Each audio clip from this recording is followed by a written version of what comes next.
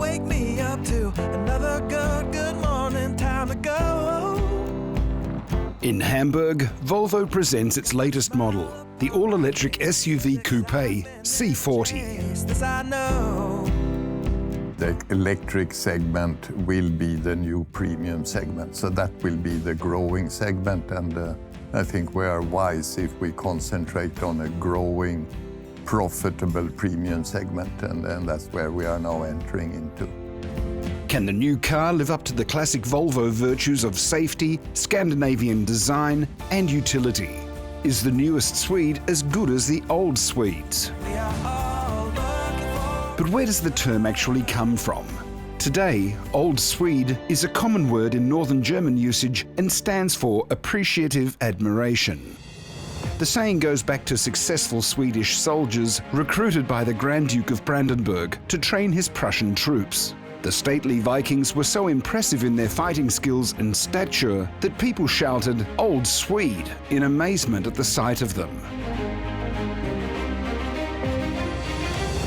The term Old Swede is still used today.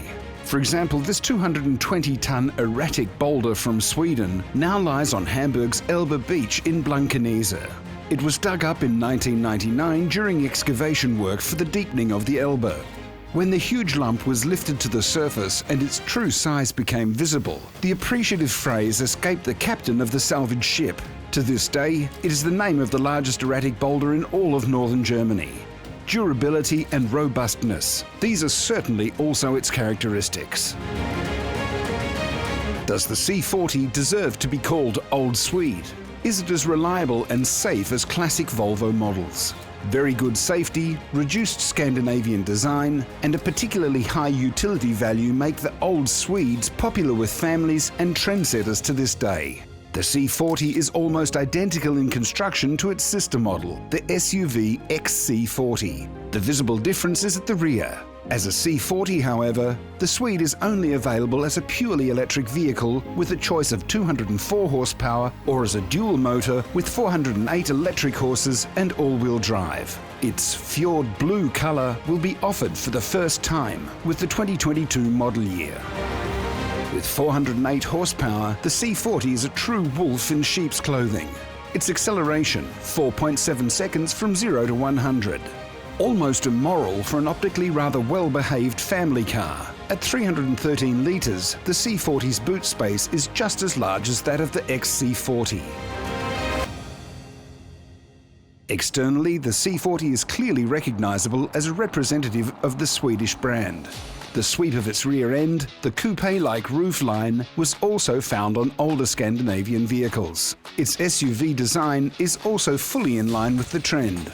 Of almost 700,000 Volvo vehicles sold worldwide, more than 500,000 are in the SUV segment, and the trend is rising fast. Moreover, Volvo has been innovative since the beginning, in the past especially in safety, today in the transformation of the brand and the introduction of digital business models. The Swedes were the first to limit the top speed of all new models to 180 km/h from 2021 and have entered digital sales with the car subscription service Care by Volvo.